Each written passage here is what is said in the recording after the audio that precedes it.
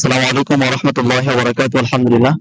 আহ, দেখছেন আমাদের মাঝে দুইজন আমাদের প্রিয় শাইখরা দাঁড়িয়েছেন, আমাদের একজন ওমর ভাই এবং আমাদের দাদু ভাই। আলহামদুলিল্লাহ।